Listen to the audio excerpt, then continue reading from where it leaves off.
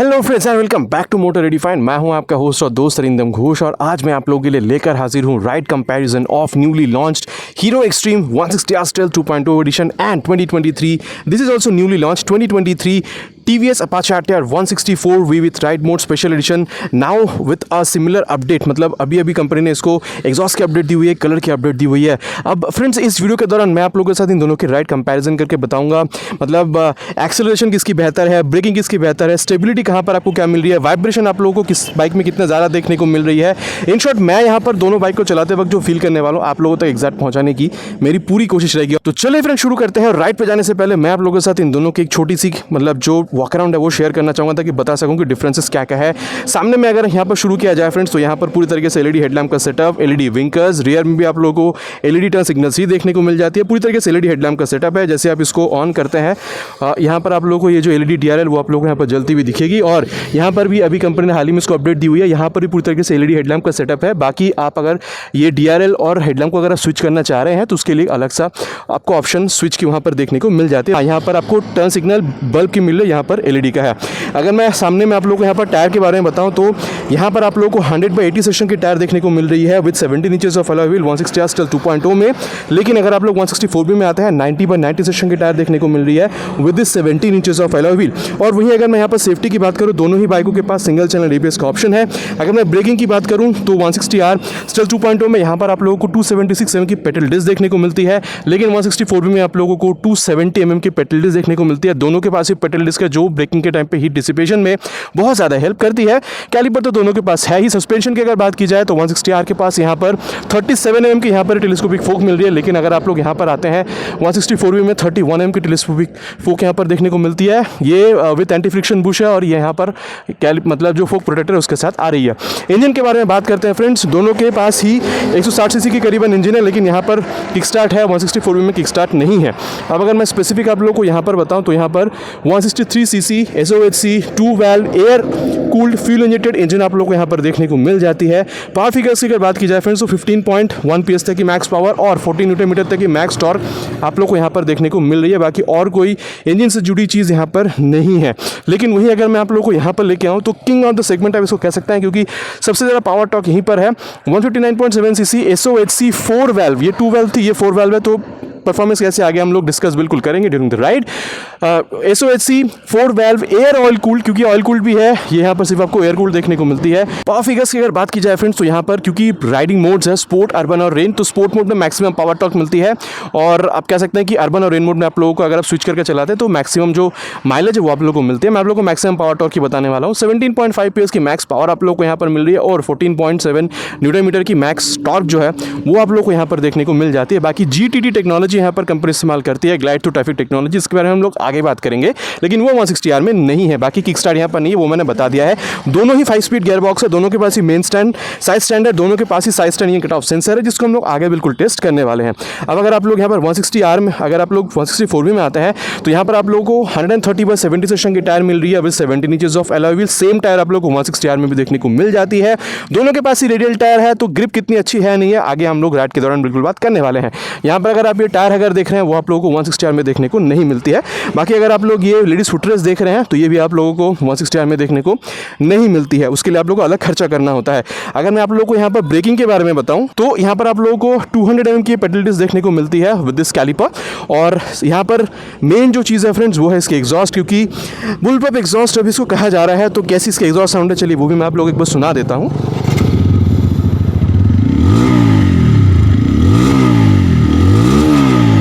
बाकी फ्रेंड्स पहले से बहुत ज़्यादा बेसी अभी ये बन चुकी है। बाकी आप लोग बताइएगा सुनने में आप लोगों को कैसी लगी। और वहीं अगर मैं आप लोगों को सस्पेंशन के बारे में बताऊं तो यहाँ पर ये छुपाई गई है सस्पेंशन, देख सकते हैं यहाँ पर रेड कलर में ये आप लोगों को शोवा के मोनोशॉक सस्पेंशन देखने को मिल जाती है, जिसको हम लोग जापानीज टेक्नोलॉजी भी कह सकते हैं। और वहीं अगर मैं कहूँ अबाउट 160R तो टायर तो मैंने कहा है दोनों में ही सेम है।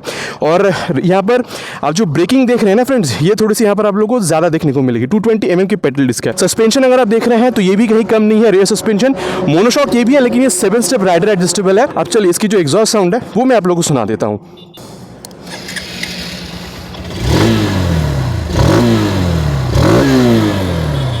अब देखिए फ्रेंड्स, दोनों का जो एग्जॉस्ट है आप लोगों को सुनने में थोड़ा अलग लगा होगा, लेकिन आप लोग बिल्कुल बताइएगा आप लोगों को ज़्यादा बेहतर किसकी लगी।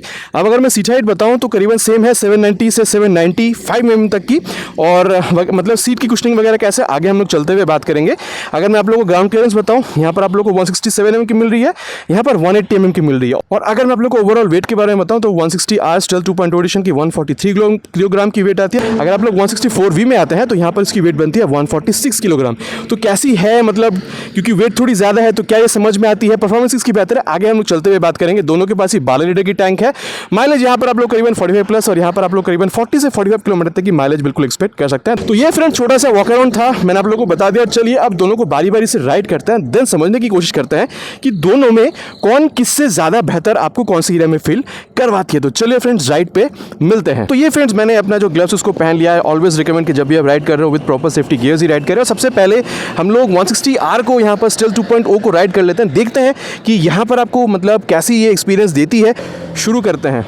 ये जैसे मैं हर वीडियो में आपको बताता हूँ, ओ हो सेकेंड गियर, हेलमेट का शीशा down, third gear, fourth gear तक में फ्रेंड्स आप लोगों को यहाँ पर बेहतरीन रिस्पांस देखने को मिल रहा है। तो ओवरऑल अगर देखा जाए फ्रेंड्स, अगर आप इस बाइक के साथ इनिशियल रिस्पांस देखते हैं तो इंजन की जो पावर है ना, वो डिलीवरी आपको समझ में आती है। ये एक बहुत बढ़िया बात हो जाती है। और अगर मैं आप लोगों को कहूँ अबाउट द सिटिंग पोजीशन, तो एक बात जो मुझे फील हो रही है ना फ्रेंड्स कि यहाँ पर ना पोजीशन थोड़ा रिलैक्स्ड है। अब बहुत ज़्यादा सामने की तरफ नहीं झुक रहे हैं, बहुत हल्का झुक रहे हैं। रियर फिटेड फुट पैक्स है, लेकिन आपको कोई प्रॉब्लम नहीं होने वाली है। और हाथ आप देख सकते हैं थोड़ी सी ऊँची है। तो ओवरऑल राइडिंग कंफर्ट जो है ना आपको बेहतरीन देखने को मिल रही है। सीट कंफर्ट के बारे में बात करते हैं, ये ना सॉफ्ट नहीं है, at the very same time बहुत ज़्यादा हार्ड भी नहीं है। तो लॉन्ग राइड्स के लिए आप इसको आराम से प्रेफर कर सकते हैं। मेरे ख्याल से आपको कोई प्रॉब्लम यहाँ पर नहीं होनी चाहिए। और पिलियन कंफर्ट भी फ्रेंड्स बहुत सही है, क्योंकि पकड़ के बैठने के लिए पहले तो ग्रैब हैंडल नहीं दिया करती थी कंपनी, अभी ग्रैब हैंडल भी दे रही है। तो पिलियन कंफर्ट में भी कोई प्रॉब्लम नहीं होगी। और अब अगर मैं आप लोगों को थोड़े से इंजन के बारे में स्पेसिफिकली बताऊँ तो यहाँ पर ना क्लच जो आपको मिल रहा है is on the mid side, not soft at this very same time, not even harder. तो मिड साइड पे कहूँगा। अगर आप थोड़ी दिन यूज़ करें तो मेरे ख्याल से ये मतलब सॉफ्ट भी हो सकती है थोड़ी बहुत, बट हाँ बहुत ज़्यादा सॉफ्ट नहीं होगी, मिड साइड पर ही रहेगी। और अगर मैं आप लोगों को यहाँ पर गियर के बारे में बताऊँ ना फ्रेंड, सबसे पहले एक बार मैं दोबारा इसको थोड़ा एंगेज करके देख लेता हूँ गियर को। ये गियर ना बहुत स्मूथली एंगेज हो रही है, हल्का सा एफर्ट आपको लगाना पड़ रहा है, लेकिन वो क्लिक सा साउंड जो है वो भी आप लोगों को यहाँ पर मिल रही है, इसमें कोई प्रॉब्लम नहीं है। तो ओवरऑल अगर देखा जाए फ्रेंड्स, मैंने बाइक को बहुत ज़्यादा तो अभी तक नहीं चलाया, 1-1.5 किलोमीटर शायद मैंने चलाया होगा, लेकिन हाँ मतलब गियर स्लिप वगैरह का प्रॉब्लम या फॉल्स न्यूट्रल का प्रॉब्लम मुझे नहीं हो रहा है। और गियर शिफ्टिंग के बाद भी मुझे फंसती हुई नहीं दिख रही है गियर। तो ये मतलब इंजन से बढ़िया रिस्पॉन्स आप लोगों को मिल रहा है। बाकी हाँ 5 स्पीड गियर बॉक्स है। और चलिए अभी इतनी कितनी बात हो रही है, थोड़ी सी एक्सेलरेशन टेस्ट भी कर लेते हैं। 0 to 60, 0 to 100 एक्सेलरेशन, मतलब वहाँ पर स्टेबिलिटी कैसी है, वाइब्रेशन कैसी है, और वहाँ पर आप लोगों को जो कंफर्टेबल क्रूजिंग स्पीड कितना है, एक्सेलरेशन टेस्ट करने के बाद मैं आप लोगों को बता सकता हूँ। और चलिए फ्रेंड्स अब हम लोग जो एक्सेलरेशन टेस्ट है वो भी कर लेते हैं। गाड़ी को ऑन कर दिया है, फर्स्ट गियर पे रख दिया है, 3 हॉर्न के साथ स्टार्ट।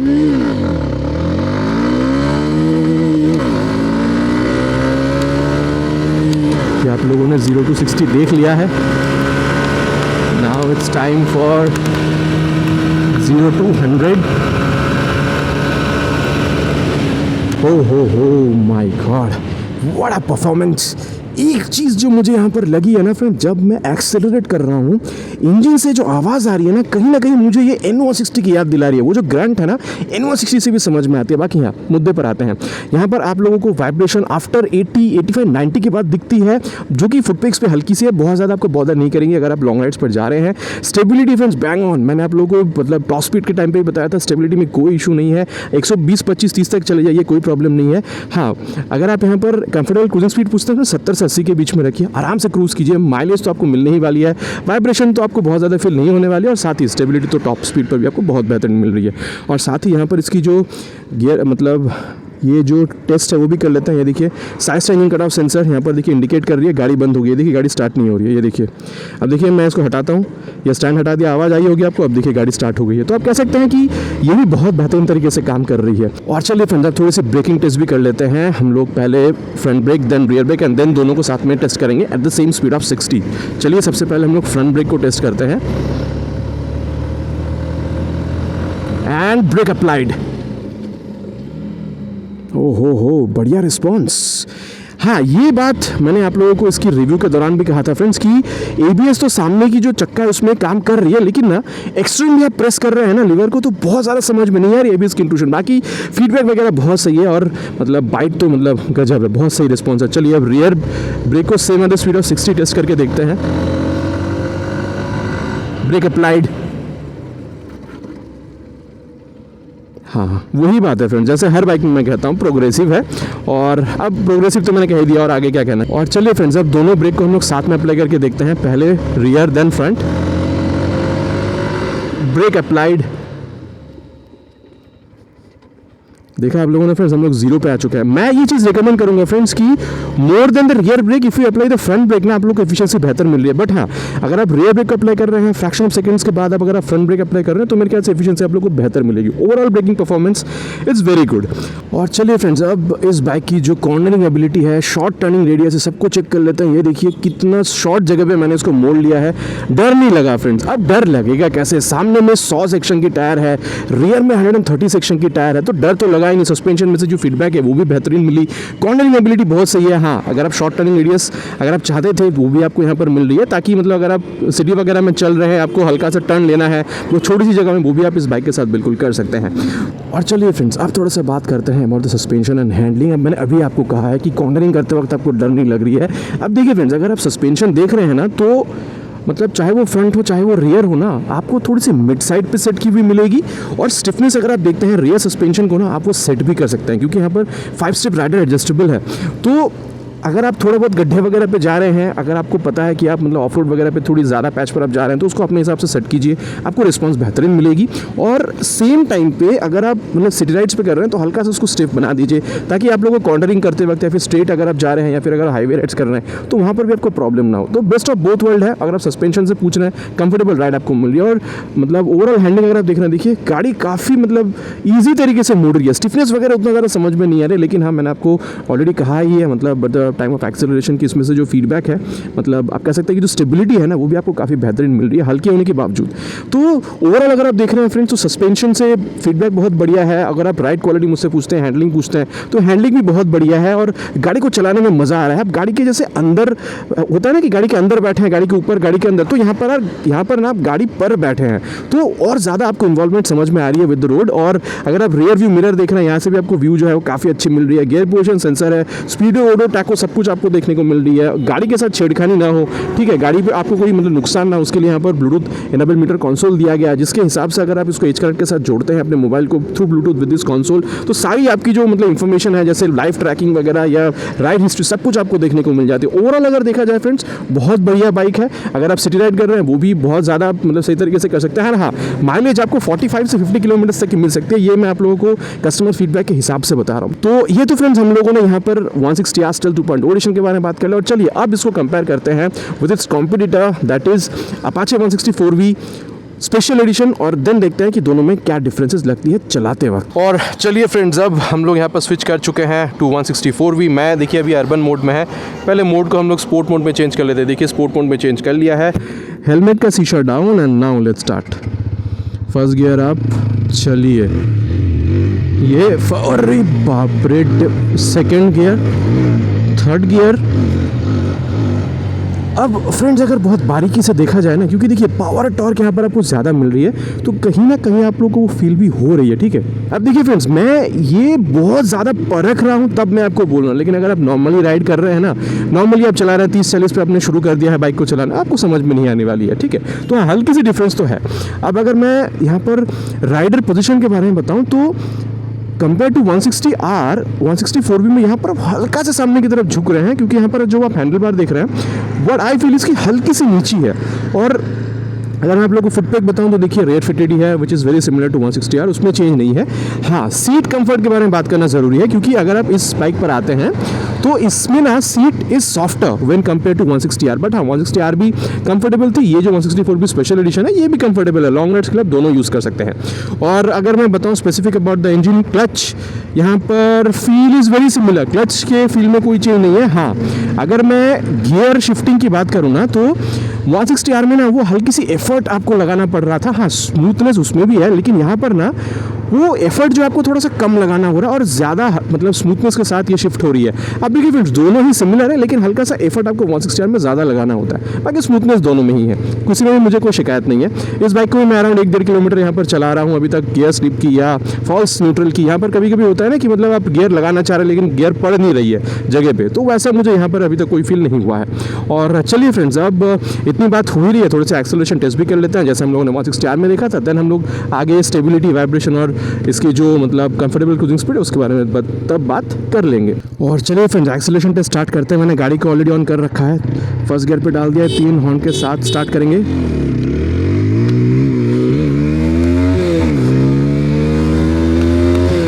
ये 0 to 60 आप लोगों ने देख लिया है।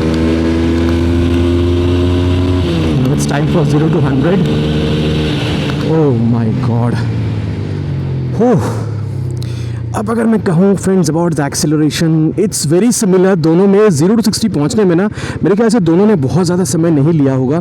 बाकी एक चीज़ कहना होगा फ्रेंड्स, वाइब्रेशन इसमें भी अभी काफ़ी ज़्यादा कंट्रोल्ड है। ये जो नई एडिशन है ना, जहाँ पर ये बुलपब आप लोगों को ये जो मतलब ये एग्जॉस्ट मिल रही है, इसके बाद तो मुझे गाड़ी और ज़्यादा मतलब कह सकते हैं कि स्मूथ मुझे महसूस हो रही है। बाकी वाइब्रेशन फ्रेंड्स यहाँ पर भी वही 80-90 के बाद आप लोगों को समझ में आ रही है।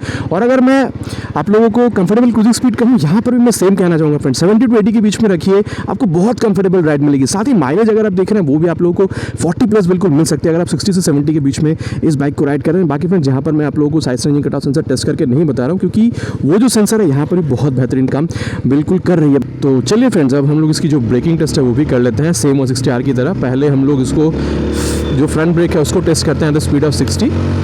Now brake applied. ओहो, देखिए गाड़ी बंद ही हो गई है यार, मतलब सही बात है।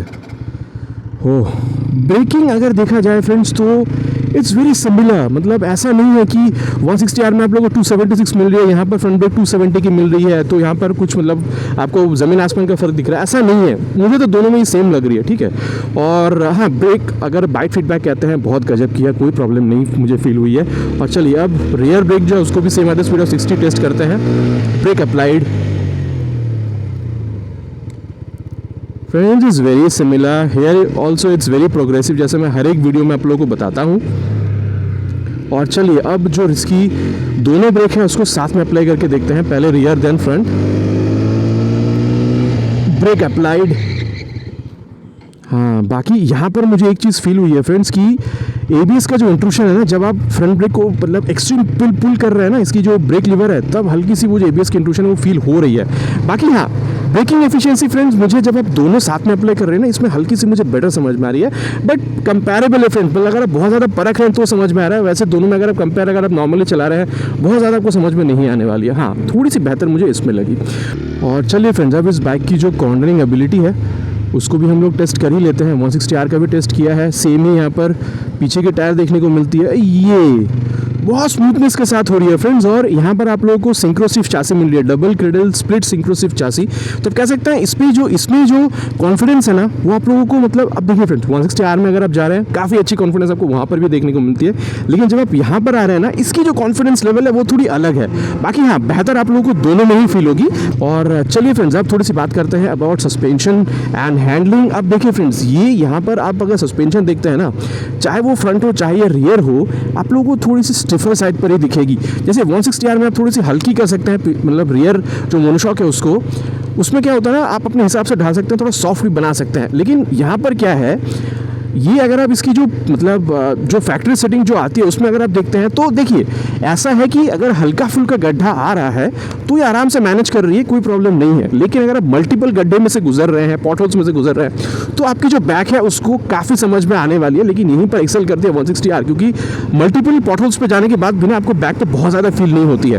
तो यहाँ पर वो चीज़ आप लोगों को थोड़ा सा बॉदर कर सकती है। बाकी है ऐसा नहीं है कि बहुत ज़्यादा फील करा रही है, बहुत हद तक एब्जॉर्ब भी करती है। लेकिन कंपेयर टू 160R मैं कह रहा हूं कि हल्का सा आपको जो बैक पे झटका है वो बेहतर फील होगा अगर आप 160R से कंपेयर कर रहे हैं, अगर आपने उसको सॉफ्टनेस साइड पे सेट कर रखा है। बाकी मैं ये कह सकता हूं कि स्टिफनेस इसमें से जो मिल रही है उसकी वजह से ये जो मैं हाईवे राइड कर रहा हूं, या फिर अगर आप कॉर्नरिंग कर रहे हैं, या फिर अगर आप मतलब आप एवरीडे राइड कर रहे हैं, डेली राइड कर रहे हैं, उसमें जो कॉन्फिडेंस आपको मिलता है ना वो बहुत गजब की मिलती है। और दोनों में अगर आप देखते हैं तो स्टिफनेस अगर दोनों में सेम लेवल पे सेट किया गया है तो हैंडलिंग आप लोगों को दोनों में ही बहुत बेहतरीन दिखती है। मैं अगेन कह रहा हूँ उसकी हैंडलिंग थोड़ी सी अलग है, इसकी हैंडलिंग थोड़ी सी अलग है, बट बेहतर दोनों ही आपको देखने को मिल जाएगी।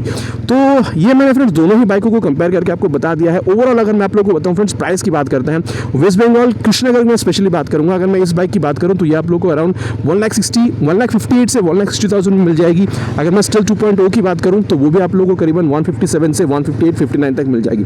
प्राइस में बहुत ज़्यादा डिफरेंस नहीं है फ्रेंड्स, लेकिन हाँ एक बात है, क्योंकि इसमें पावर और टॉर्क आप लोगों को थोड़ी सी ज़्यादा दी गई है तो चलाते वक्त ना वो आपको हल्की सी फील होती है, लेकिन अगर आप नॉर्मली राइड कर रहे हैं वो भी आपको उतना ज़्यादा फील नहीं होगा। अब अगर मैं आप लोगों को ओवरऑल कहूँ फ्रेंड्स तो देखिए, अगर आप लोगों को ऑन द गो अगर आप लोगों को चार्जिंग चाहिए थी, एलईडी विंकर्स, हैजार्ड लाइट वगैरह चाहिए थी, क्योंकि मतलब यूथ को बहुत ज़्यादा पसंद आती है एलईडी लाइट, एलईडी, अगर आप लोगों को डीआरएल वगैरह चाहिए थी, आपका बजट अराउंड 1,58-1,60,000 तक में है, आपको हीरो पसंद है, एक्सट्रीम आपको पसंद है, आपने चलाया हुआ है, हैंडलिंग आपको अच्छी लग रही है, आप बिल्कुल उसके साथ जा सकते हैं। लेकिन अगर आप लोगों को मतलब सेगमेंट में 160 सेगमेंट में सबसे ज़्यादा पावर, सबसे ज़्यादा टॉर्क और वो रॉ आपको जो फील चाहिए थी वो अगर आपको चाहिए, आपको बहुत अच्छी हैंडलिंग भी चाहिए, आप लोगों को ये मोड वगैरह पसंद है, आप मतलब टॉप स्पीड पे आप भी चलाना चाहेंगे, आप थोड़ा माइलेज भी आप लोगों को ज़्यादा बढ़ाने के लिए आप मतलब ये जो मतलब स्पोर्ट मोड, रेन मोड वगैरह जो चाहे, ये अगर आप लोगों को चीज़ पसंद है, ठीक है, अगर आपको turn by turn navigation, Bluetooth enable meter console चाहिए, आपको हेडलैम्प मतलब एलईडी की चाहिए थी, तो ये जो सारी चीज़ें और आपकी बजट अराउंड 1,58 से 1,60,000 तक में है,